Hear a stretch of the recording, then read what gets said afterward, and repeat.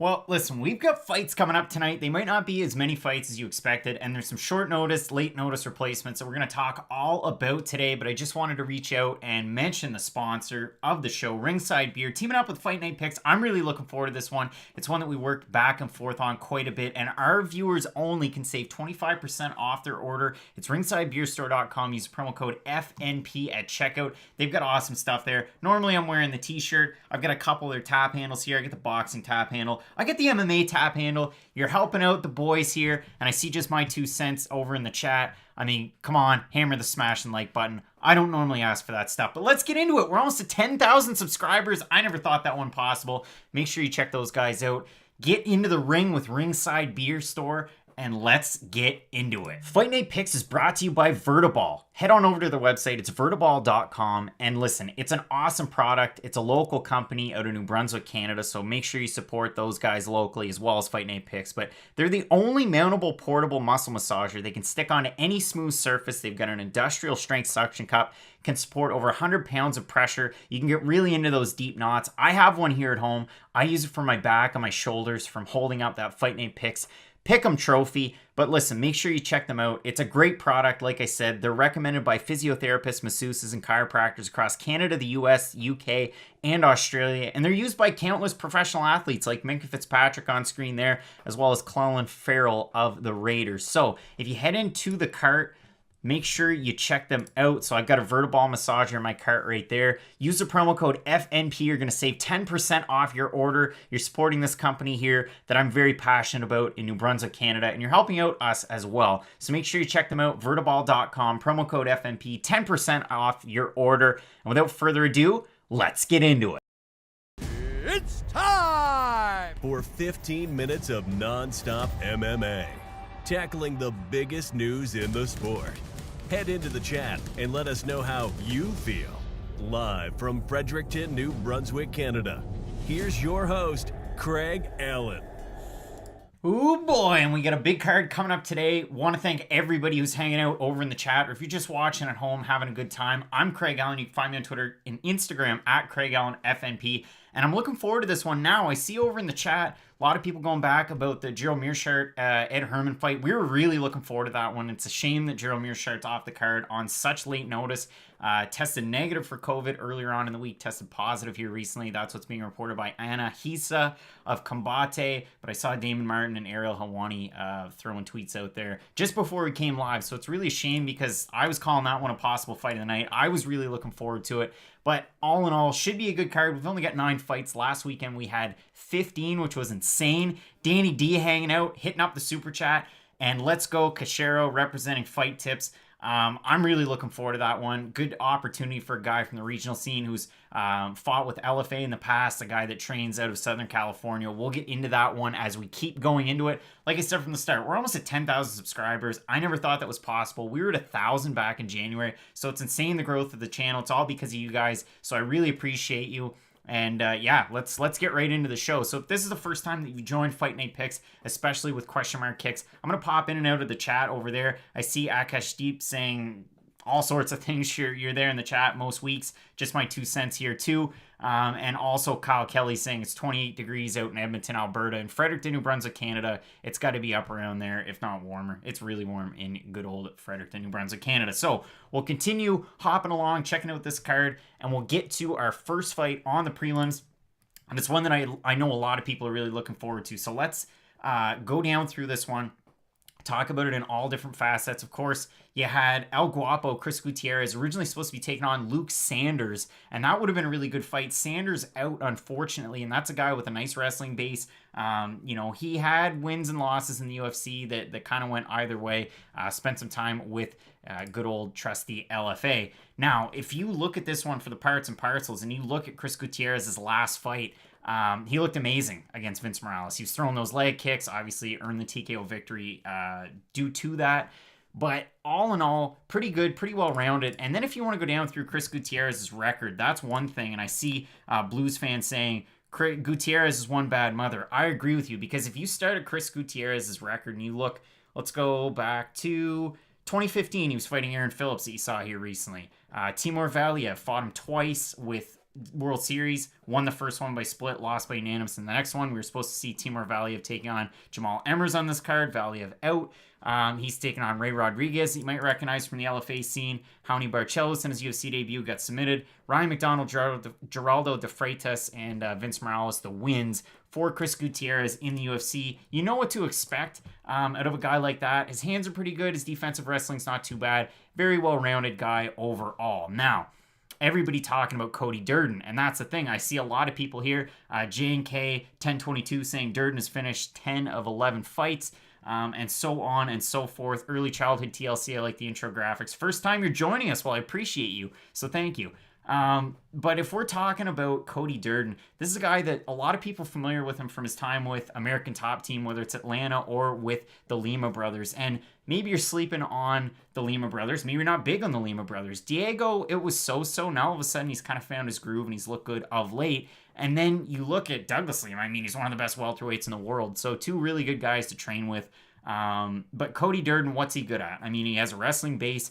He wrestled in high school, two-time state champ. I mean, just going over some of my older notes, because this is one of the guys that you had to really get up to speed on and watch a lot of the fight tape to try and get a good idea of what he possesses. And we kind of ragged on it, but there was one night not that long ago where Cody Durden fought in MMA, kickboxing, and boxing in the same night, all wins, but he wasn't really taking on the best of competition. But it's cool, but it doesn't really matter all that much. He's on a 7-fight finish streak. He fought 2 weeks ago, won by TKO in that fight. And it should be a good one. I see Jordan Wellington saying, "What's up, bro? Big fan of the channel. Appreciate you, Jordan. Just my 2 cents. Durden is a good underdog bet." I know a lot of people are going with Durden for the underdog bet in this one. I mean, listen, anything's possible. If you want to go back and watch that Justin James fight and Frank Camacho, who would have thought Justin James had such a big opportunity to get a big win? It's just a steep hill to climb. I mean, Chris Gutierrez right now, minus 285 favorite. Cody Durden, minus 229. A little bit of late money coming in on Durden. But again, yeah, you look at it, and a lot of people are pointing to the fact that Cody Durden, he's a dog in the gym. His grappling's so good, and I believe you, I really do. From what I could see, and one of the websites that I use a lot now is MMA Form Guide. They put a lot of good nuggets of info, and you can go all the way down through and really get into it. Henry Kittle asking, is he banged up from his last one? I don't think so. It was over quite quickly. Noting that Chris Gutierrez, a BJJ, and he's a purple belt. You get Durden the blue belt. Not that that means all that much. Juan Manuel Vargas saying Chris will spam the leg kicks. Had a lot of success with that. Just for me, I just don't see Cody Durden getting the win in here. He's got to close the gap. Chris Gutierrez was originally training for a wrestler and a guy that could kind of do a lot of things well. And if you look at Luke Sanders, some similarities in their styles. Again, I think Cody Durden's a decent fighter. I think he's got a good opportunity here. But I just don't see it for him in this one. And again, a lot of people are very high on Chris Gutierrez in this one. So Eric Munt taking Durden and Jamal Emmers. Keith is saying Chris won't be able to land many leg kicks before being taken down. And martial arts fan, you knew Janes was live. I know a lot of people were talking about Janes, kind of similar thing. Cody Durden, one of those dogs in the gym with ATT Atlanta, training with some of the best. You've got Rafael Sunsao there. I had mentioned the Lima brothers as well.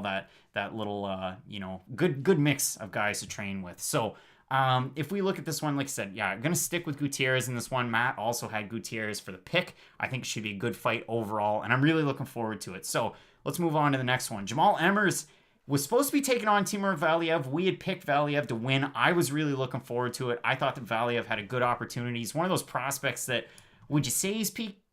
Would you say he's still a prospect? Because he's 30 years old, finally coming into the UFC. Now he's out. In steps Vince Cachero. So I had to write up the notes. I had to watch the tape, the LFA fights, and you look at, you looked at some of these ones that were here, and it just didn't make a whole lot of sense. I mean, Vince Cachero, 1-2 in his last 3. You look at the losses. So he lost to Casey Kenny, got finished. That was a title fight with LFA for the bantamweight title. Okay, so he loses that one. Well, what does he do, and what did he do in that fight? The background on Vince Cachero, he's a guy that trains at A4 Boxing in Southern California, trains at a Black House MMA, so you might know some of the big names that train there, but some guys in the lower weight classes. You've got your Rafael Dos Anjos, who else? Pedro Munoz has trained there in the past, Lyoto Machida in some of the bigger weight classes. It should be a really good one. But you look at this and Vince Cachero, so what he does well, nice wide stance, boxes very well, and again, it's a play to that background. Akash Deep saying, Emmer's minus 550 on Bodog's ridiculous. I'm going to get into it, but man, it's tough. I mean, it really is tough. Like, you look at this, Cachero in that fight, trying to close distance, couldn't really do it. Kenny was throwing those nice leg kicks from southpaw, hitting him in the body, and then finally it was his knee. He threw more of a kick, the knee hit, and all of a sudden Cachero is just totally out. I know J&K saying that it's Cachero's debut, but I just don't see it for him, man. I mean, he's a smaller bantamweight. You look at Jamal Emmers, he was going to have a huge height and reach advantage on a guy like Timur Valiev. Valiev much more well-rounded than Cachero from what we've seen anyway. A lot of martial arts background for Valiev. Throws a lot of kicks, good with the takedown and whatnot. But for Vince Cachero, I don't know. I don't see it. Danny D saying he works with the Fight Tips guys here on YouTube. Really knowledgeable, but small for 45. I agree. I've seen him on here for sure. He does a great job. But that's the thing. That's the biggest part of this fight is the fact that Vince Cachero, he's going to come in giving up about 4 inches in height. He's going to be at a big reach disadvantage. And if he's going to try and close the gap against Jamal Emmers, Cachero throws a lot of power punches when he's trying to close that gap. And you look at it for Jamal Emmers, he'll throw the nice 1-2, really crisp technical striking, good takedown defense, good offense when he needs it too.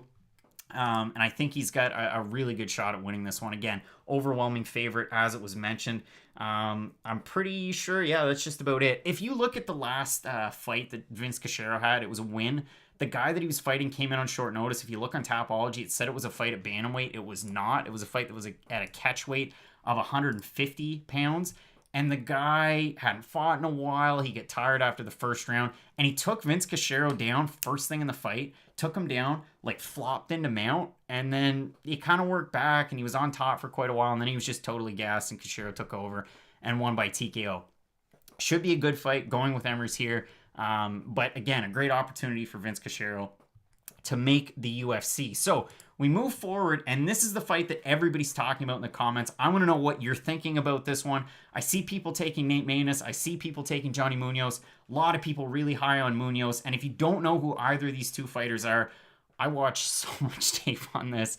It's not even funny. I was looking forward to Nate Maness and Ray Borg. There were people that thought I was really high on Ray Borg. It was just the fact that people in the comments saying that Ray Borg is a trash fighter, this and that. Listen, you got to say this. The guy's fought for a title in the UFC, something I've never done, and I'm assuming you probably haven't done. And he's an active UFC fighter. It's a shame what happened and that he couldn't come into this fight. Honestly, I don't care to know the backstory. It's just a real shame. But if you look at this fight now for the parts and pieces, Nate Maness, a guy that was a former TKO champ, really good striker, switches stance really well. We had mentioned it in the prediction video for the Borg Maness fight, the fact that Nate Maness, he throws from orthodox, but he'll switch over to southpaw. He's got a nice left hand right down the pipe from that southpaw stance. And I'm going to pop back over into the comments. Let's see. Cameron's taking Munoz. Nate Porter saying I need Edmen, Luque, and Holland to cap a 12-team parlay. Let's see. Akash Deep is taking Munoz to win. This is really tough. I mean, Juan is saying I like Munoz for wrestling and Maness for the striking. I'm sticking with Maness. This is a trouble. So, Johnny Munoz, let's talk about what he's good at. And there's a lot of things that he is good at. El Ben's going with Munoz. It's tough. All right, so Johnny Munoz, if you look at it, he's a BJJ black belt. He was a black belt at the age of 20, which is kind of crazy. He's got incredible instincts once he takes the fight to the ground. And I see a lot of people kind of going that way, thinking that it's a safe pick. 8 of his 10 total wins are by finish, 6 of them by submission, 2 by knockout or TKO. He's a 10-time NAB JJF gold medalist. He's a 3-time no-gi world champion. It's awesome. The trouble is when he goes to close the distance, and I see a lot of people are picking Munoz. When Munoz goes to close the distance, he goes in on a straight line and he reaches his hands out there to try and get like a double leg or to try and wrestle his guy down. That can work on some of these guys on the regional scene. I don't know if it's going to work for him in this fight. It's just, it's tough. It is. Good litmus test for Johnny Munoz. If you watched one of his fights, his second to last fight with King of the Cage, you can check it out on Facebook is where I found it. He took on a Mongolian out of Jackson Wink, Renson Otguntugla. If I pronounce that right, I probably butchered it. I made a good attempt. But the thing is, he's really heavy on his front leg, and again, kind of lazy for those takedowns. He gets a lot of guys by finish, but again, he's coming in on a day's notice. Nate Maness was already getting ready for a wrestler. Now, he only had a week and a half to 2 weeks to get ready for this fight. If you listen to his interview, I believe it was with Between Rounds, Ryan Gerald from Bangor, Maine, close by to us. But it's tough. I mean, Nate Maness, if you look into it, and this was one of the fun things that I had, because this happens all the time for us, go into the comments section, the Ray Borg fight with Maness, and there was a question by Nick Rodriguez. He said, what is Maness' wrestling pedigree? Where did he wrestle? Where are his accolades? Mr. Clevidence was the commenter, who ended up being Jacob Clevidence, amateur MMA fighter, who said, wrestled with Union County, Kentucky Wrestling, coached by NCAA champ Marcus Hune, whom wrestled for Missouri, now runs Thoroughbred Wrestling, partnered with Flow Wrestling. The wrestling style would be folk style wrestling / freestyle. He's got good hips, though, to finish on, or he's tough to finish. And then Jacob goes on to say, luckily I weigh more than 40 pounds than Nate, so sometimes I can finish a double leg, but overall he's a really good grappler, which is good to hear and always interesting. So I'm going to go with Nate Maness to win this one. He's much better on the feet from what we've seen in the past. If you go back and watch his fights against Jesse Ronson or the fight that he had against Taylor Lapilus, I know the Lapilus fight didn't go all that well, but that's a guy that fought in the UFC in the past. Now, Johnny Munoz could come out and shock the world, and I think he has a decent ceiling in MMA. It's just really bringing all of those different facets of the game together. He's going to go straight for the takedowns, straight for the wrestling, straight for the jiu-jitsu, and I just don't see it here for him. But it should be a good one, and like I said, a lot of people are high on Johnny Munoz, so it should be a good fight, and I'm looking forward to it. Now we move on to Frankie Saenz taking on Jonathan Martinez. You have to call me Dragon, Jonathan Martinez. Let me know what you guys are thinking in regards to this one, because Jonathan Martinez missed weight. I was really surprised, the guy that used to fight at flyweight, coming in here against Frankie Saenz. It's one of those fights that it's a tough one, because Saenz, a guy that's 39 years old, if you looked at them at the face-offs, you look at them in this picture, Frankie Saenz looks like a tank, and Jonathan Martinez looks quite slim. But when they were standing next to each other, Martinez looked a lot bigger than Saenz. Not that that makes a huge difference, but go back to Saenz' last fight when he was taking on a tough test of Marlon Vera, who's got that fight coming up against Sean O'Malley. And it's one of those ones where, and I see CW Pooch saying Martinez, but meh. Akashdeep saying that weight miss worries me. Cameron saying Saenz is a misleading record. I mean, he's got more than twice as many wins as he does losses, but it's tough because you look at the last five, and we're talking fights like years down the line when we go back to the five. Early childhood saying, got it Nighthawk. Yeah, I'm Nighthawk in the circumstance. But again, it's a tough one to try and get a read on. Jonathan Martinez is a lot better on the feet. Frankie Saenz has that background in collegiate wrestling, but when was he in college? Like 17, 18 years ago? It's not a slight. But it's one of those ones that's quite odd. And if we go into the odds, so getting back into it, had Gutierrez to beat Durden. He's almost a 3-1 favorite. Had Emmers to beat Vince Cachero. He's a minus 515. If you look at the Munoz-Maness fight, they're basically at par, or they're getting close to it. Nathan Maness around minus 117, 118 average. Going with him there. And then if you look at it for Jonathan Martinez, minus 256. When we made the original video on this prediction, he was minus 185. So the lines have shifted almost 30% on him since they opened. A bit of a surprise there. But yeah, I really do think that Jonathan Martinez is going to get the win here. Not going to change anything. Kyle Kelly making a great reference. You don't know anyone named Johnny Hopkins. And Tetro Boomin saying shout out Vancouver, BC, all the way across the country. Tetro Boomin. And Akashdeep's over in Kelowna. So we got a big British Columbia contingent here. The Canadians hanging out. I got to say, the Canadians in the Fight Night Picks Prediction Trophy, way ahead of Matt. And in terms of the presenting sponsors, I've got a Vertiball right there. Make sure you check those guys out. Really rolling my back because I'm way ahead of Matt and carrying them in these picks. So sticking with Martinez in this one. Looking forward to the fight. I don't see it for Saenz. Majority of people over in the comments section going with Jonathan Martinez. And then we continue on in our next fight. Kevin Holland taking on Trevin Giles. Should be a good one. Canadian Party Life saying, how about the Emmers fight? Just got into that one, but going with Jamal Emmers. It's a tough one on short notice for his opponent. Vince Cachero. If we look at it, Let's see. Patrick's coming at us from Cleveland. Shout out Cleveland. Big Browns fan here. Tetra Boom in Canada.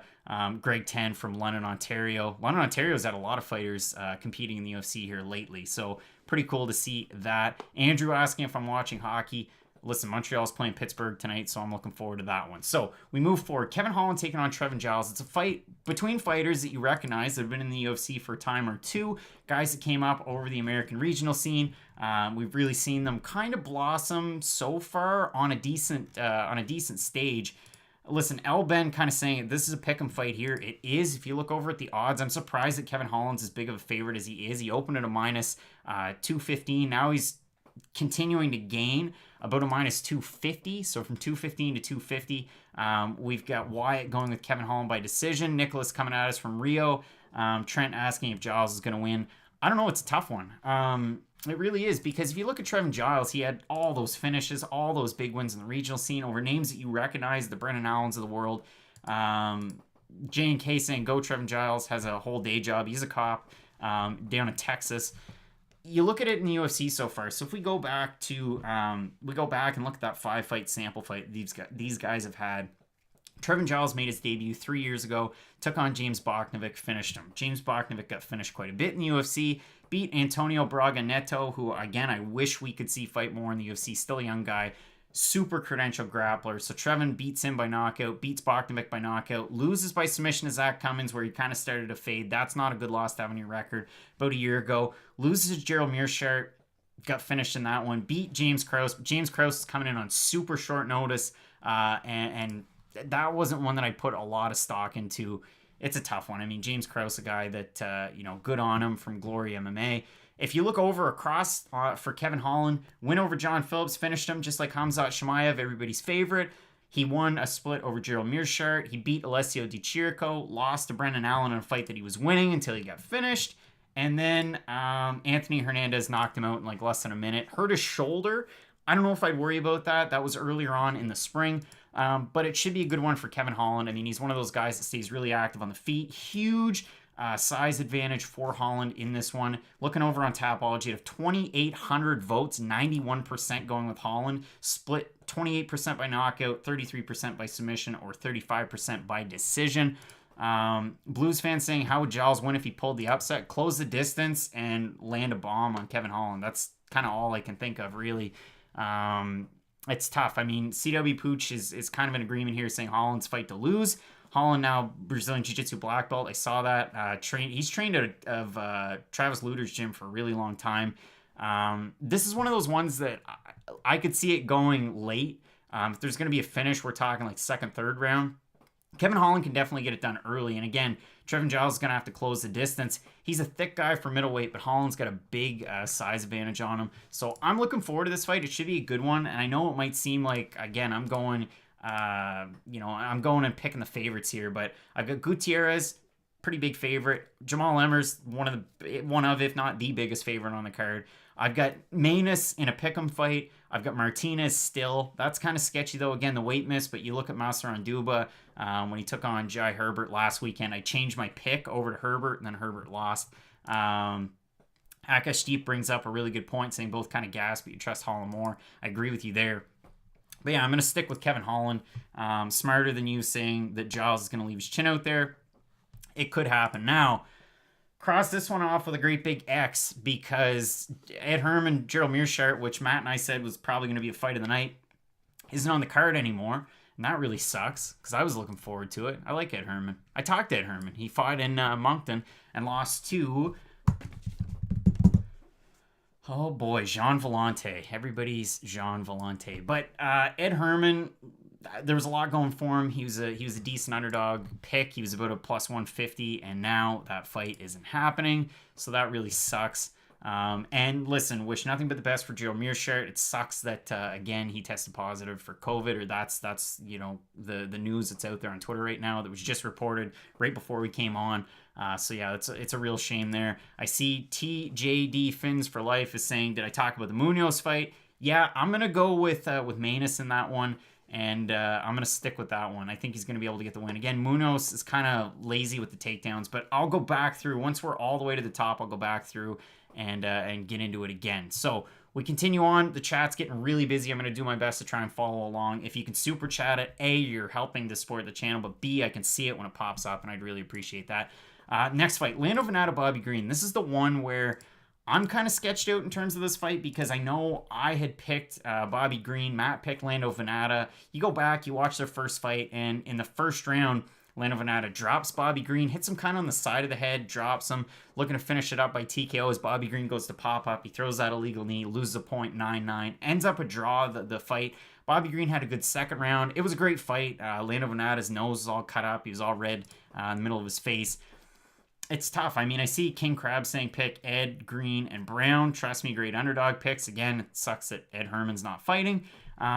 Orlando is saying that I can see Green pulling upset. Canadian Party Life, Jean, household name, Vellante.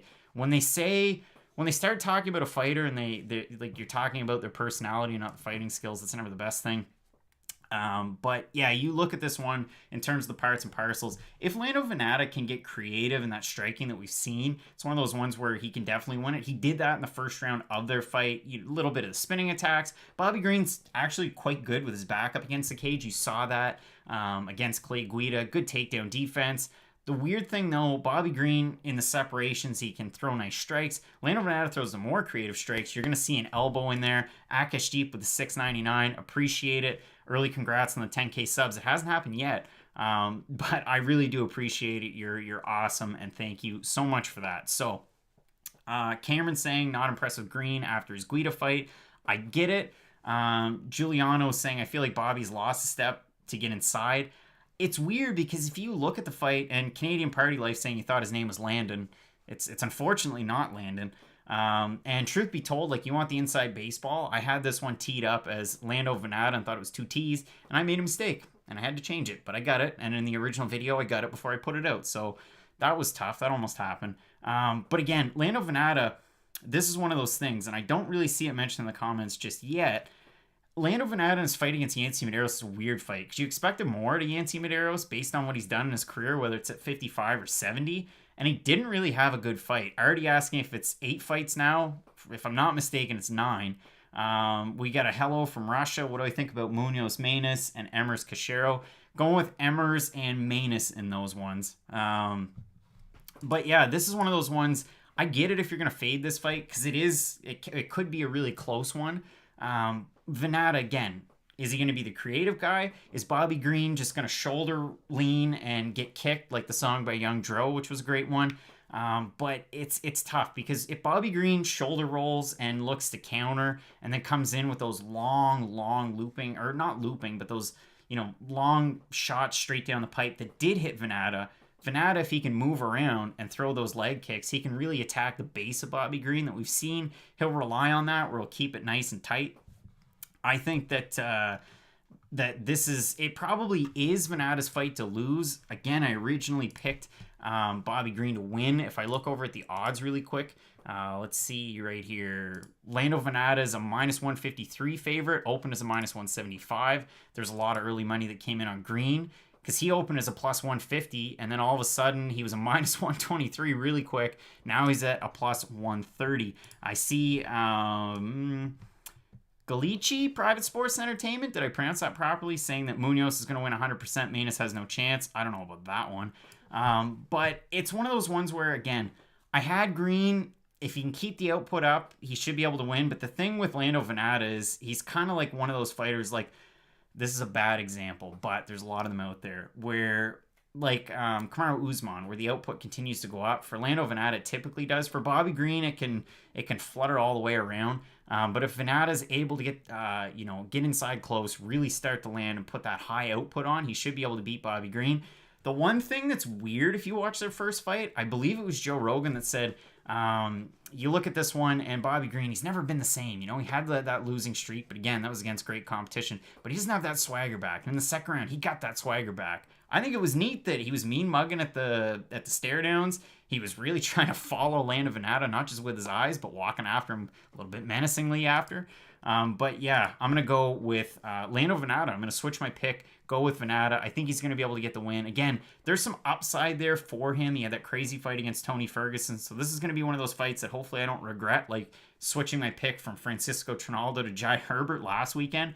But I really do think that Lando Vannata is going to get the win in this one after just going back through and watching a lot of the tape, and there was a lot of them. I see Canadian Party Life saying you originally had Bobby Green and you're fading it, and Galici saying again that Munoz is going to win. I appreciate that. I like the spunk there. I like that.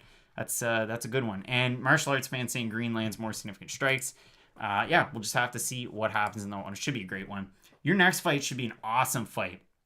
Vicente Luque taking on Randy Brown. You want some more inside baseball? I said Vicente, and I said Vicente again, and I kept saying it, and I kept saying it. It's one of those things that the whole time I've been doing this, and if you want to go back through the Fight Night Picks library and actually look at it, all of my videos, I, honest to goodness, spelled his name Vincente, and nobody noticed it, and nobody ever called us out for it. But yeah, that's the way that it went. Now, FM saying this guy is a nerd and has never fought and he's predicting fights. You're late to the game, so I really appreciate that. Thanks, pal. You're really giving yourself a good account of yourself in the comments. You're kicking it. Vicente Luque taking on Randy Brown. It should be a great fight. Just my 2 cents saying it could be a fight of the night. I think you're right. And you look at it, I mean, Trent is saying Brown's scary length on Luque kind of worries me if I'm going Luque. I agree. I mean, Matt and I both took Vicente Luque to win this fight, and I think that you could definitely go that way. If you look at Luque, he's taken on the more well-known competition. Of course, he had the loss to Wonder Boy. The trouble is, with Vicente Luque, he's had fights where he gets into a firefight, and it's not a good look on him. Like, you look at the Barberena fight. Randy Brown's had some fights. He's gotten finished, this and that, and it happens. And if we look last 5, we're still going back about 3 years or so. Like, Bilal Muhammad, that's a tough loss for Randy Brown, but it's hard to have a good fight against Bilal Muhammad. I mean, look at the fight that he had against, I can picture him in my head. You look at, I'll get back to it. But regardless, Brown had a good fight there, lost that fight against Bilal Muhammad. Tough to have a good one. Beats Mickey Gall. All right, well, what is that? Loses to Nico Price and gets finished, but that was a tough one where, of course, you never see anybody with those hammer fists get finishes, and Nico Price does. Then he beats Brian Barberena and knocks him out a year ago. Then he beats Worley Alva and submits him. But Worley Alva is one of those guys, he's like the type of guy that doesn't want to get into the pool, and he kind of dips his toe in, and I'm not ready for it. Or he goes balls to the wall. And in that fight, Worley Alves didn't look like the Worley Alves that we knew and have come to appreciate. And for Vicente Luque, fighting a lot more often. I mean, year and 5 months ago, Brian Barberena knocks him out in a fight that he got hit. And Alex Rojas is saying Luque's going to test Brown's chin. I mean, Brian Barberena tested Luque's chin, and that's not great. He beats Derek Krantz, but Derek Krantz, when coming into the UFC, didn't go all that great. Mike Perry, all right, that's a good split decision win. Loses to Wonder Boy and then beats Nico Price and beat him bad. And that's one of those things. That fight just happened. Two months ago, almost 3 months ago. So yeah, I'm gonna stick it with Vicente Luque. I think in close, in tight in the pocket, if they're gonna exchange, again, I like it. Randy Brown's a lot longer. He's got that height and reach. I just don't see that playing as big of a factor. I could see this going either way. Again, you can talk about this with as much sincerity or as much conviction as you want, but this really is a good pick'em type of fight. FM saying Mike Perry won that fight. It was a robbery. It was a close fight, and it's one of those ones that Vicente Luque was one of those guys that kind of competing on the underground. I think we talked about that in the prediction video. He's kind of like the Eddie Alvarez for 170 underground king, fighting names but not really the biggest names, never really getting that push. And then he gets over the hump and gets Wonder Boy, and it was a big jump to go from Mike Perry to Wonder Boy, and of course he's going to lose that fight. FM bring up a good point saying Randy can wrestle, and I know you went from ripping us to giving us some good pointers. I talked about that in the original prediction video, saying that Randy Brown can wrestle. I think Matt might have said he had a wrestling base, which isn't the most of truth, but Randy Brown actually does have really good MMA wrestling. It's one of those things that a lot of people kind of sleep on, and it's a good opportunity for him if he can bring the fight to the ground. Vicente Luque, a really well-rounded guy. You know him for the power, you know him for the volume, but I really do think that Vicente Luque is going to get the win in this fight, and I'm looking forward to it. Then we get into our co-main event, as no place says block FM. No, FM's bringing up good points. You can rip me. I don't care. But Joanne Calderwood taking on Jennifer Maia. I want to know your picks in this one because I know a lot of people are going with Joanne Calderwood to get the win. If I go over on Instagram, like I said, follow. It's at Fight Night Picks on Instagram. I've got all the pictures up there, and then you can vote on them. So I'll recap that. But in the fight with Joanne Calderwood and Jennifer Maia, Calderwood, 33 votes for Calderwood, 4 for Maia over there. And yeah, it's interesting because Calderwood, of course, she had that shot to be taking on Valentina Shevchenko. Shevchenko out for a bit. Calderwood wants to stay active. She takes a fight with Jennifer Maia. Now, Matt actually brought up a really good point in our original prediction video. He said, you know, Calderwood wouldn't have taken this fight if she knew that there was a point or a part of Maia's game that she could kind of exploit and get the win. So I was kind of surprised because that really puts it into perspective. And Calderwood, a fighter that's, you know, later on in her career, Jennifer Maia, a few years younger. And I'm looking over in the comments section and I see Trent saying you're going to fade it. I agree with you. It's one of those ones that, to me, the odds don't make a ton of sense. I mean, Calderwood, minus 166 favorite, opened as a minus 130. For Maia, she's sitting around a plus 140, and I get it. And I think the point there is the fact Luke is saying Calderwood, but you wouldn't be surprised if she loses. There was a comment up there further. Blues fan, Calderwood for the win, but I can't bet on it. Let's see. Somebody had something in here. Time is not aligned, saying, I think JoJo wins, but I could totally see a world in which Maia takes her down and grinds her out. And that's what I'm thinking, because Jennifer Maia is one of those fighters that, again, the weight cuts have been difficult for her. Dan's hanging out with us. Let's see. Edmen saying, if you want to set yourself apart on DraftKings, this is the fight to do it. JoJo is better in every area. She finishes her. I think this is one that, again, with some of these fights, especially at 125, you always go with the over in them, but I'm going to slightly side with Calderwood. It's one of those ones where Jennifer Maia, she's been at the top of the ranks with Invicta. She came into the UFC, and it's gone all right. I mean, the losses, Liz Carmouche, that's going to happen in her debut. Caitlin Chukagian, volume for Calderwood. We're going back a while, losing to Calvillo, bumping it up. Kalindra Fahea, Ariane Lipsky lost to Chukagian, and then she beats Andrea Lee by split. It's tough. I mean, FM's saying Maia's a great counter striker. Calderwood should win, but you can see her lose. I can see her lose too. I think this is a really tough fight to take on short notice. Like, she didn't get a lob ball like Caitlin Chukagian did. So Chukagian loses to Shevchenko. She gets another Shevchenko. But Jennifer Maia, for what it's worth, can be really well-rounded. I see it over there in the comments. UFC Betting Experience says Maia has 0 takedowns in the UFC. But when she was with Invicta, she had a lot of success down on the ground as well. So it's one of those things that you have to recognize. And yeah, there's definitely a world where she can get the win. Over on Tapology, out of 2,749 votes, 87% going Calderwood, 91% by decision. I think this is one of the closest fights on the card, the toughest one to try and predict. I'm going to stick, like I said, with Calderwood to get the win here. But again, if I woke up tomorrow and Jennifer Maia won this one, I wouldn't be overly surprised. I think either of them loses to Shevchenko, but it could happen, and it should be a good fight. So we continue on, and we look at Derek Brunson taking on Edmen Shahbazyan. Let me know what you're going with here, because Derek Brunson, for what it's worth, the fact that he has 100% takedown defense in the UFC, it's a crazy stat. He's taken on really good wrestlers, really good strikers. He's taken on some of the best at 185, and it's gone well, and it's gone poorly. But in his last 2 fights, he's looked totally reinvented.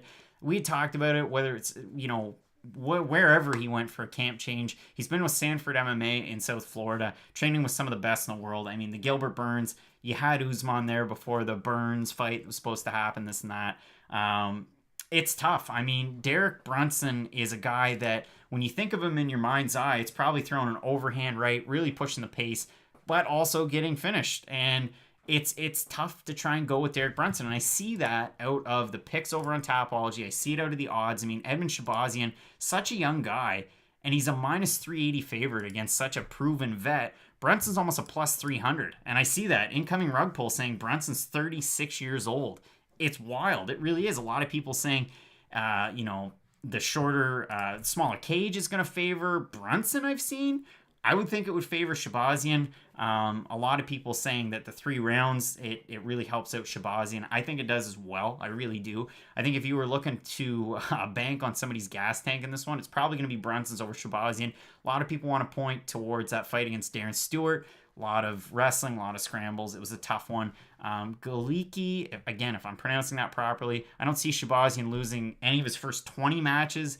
A lot of people going with Shahbazyan. FM saying Edmen lost to Stewart. I thought he did, to be totally honest. Blues fans saying Edmen by first round knockout. Brunson's going to reach too much. I agree. Darius Knox, it was 2 years ago. And Giuliano saying Edmen can make mistakes. He can leave himself open when he goes in with the left. I think his striking is great. I really do like that Edmen Tarverdian. You can rag on it if you want, but having that background with a boxing trainer to get into a fight like this, I think it really bodes well for him. Again, he has the best coach in the world. He's got Ronda Rousey pumping him up. And, you've got Edmen's mental game is strong. He will go through it. All things point towards Edmen. Just about everybody going with Edmen Shahbazyan. I agree with a lot. And I think you're probably right there. So if we can recap this entire card, let's go over it one more time, have a look at it. We're short on time. We're getting ready for the fights. I know we only have 9 fights on this one, so it's kind of crazy to see.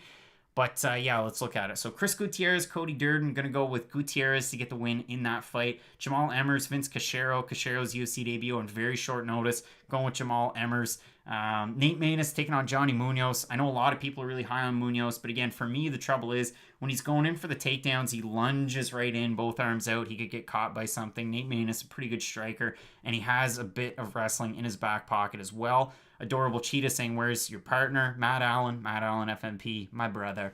He's working. He works on Saturdays. Going with Maness to get the win there. Frankie Saenz taking on Jonathan Martinez, going with Martinez. Holland, Giles going with Holland. Bobby Green, Lando Vannata, switched up my pick. Went with Lando Vannata in that one. Rainey Brown, Vicente Luque, going with Luque to get the win. There's a lot of Armenian talk over in the comments section. Going with Calderwood to get the win over Jennifer Maia. That's one of those ones, again, that fight, probably the biggest 50-50. Luque Brown, Green Vannata, and Maia Calderwood, 50-50s, but that's great matchmaking if we have fights like that. And then, again, like I said, Derek Brunson, Edmen Shahbazyan, going with Shahbazyan. El Ben, 3 shoutouts today. That's a record. Good work as always, my guy. I appreciate you, El Ben. You're helping out the channel. You're helping out the Craig. Yeah, I'm looking forward to that one. Wyatt Kenny saying, did Durden Gutierrez get canceled? I don't think so. Incoming rug pull, Brunson's never been taken down. He has 100% takedown defense according to UFC stats, which used to be fight metric. And Henry Kittle saying favorites never lose. Oh, they lose. And trust me, when they lose, I get to hear about it. But yeah, I'm really looking forward to the card coming up. Hopefully we can cross that threshold of 10,000 subscribers. That'd be insane. Never even thought that would be possible. But really appreciate everybody over in the comments section. I think this should be a great card, even though it's short and it's small, and I see just my 2 cents saying this card has been a mess. I agree with you. It has been a mess. Yeah, but everybody enjoy the card this weekend.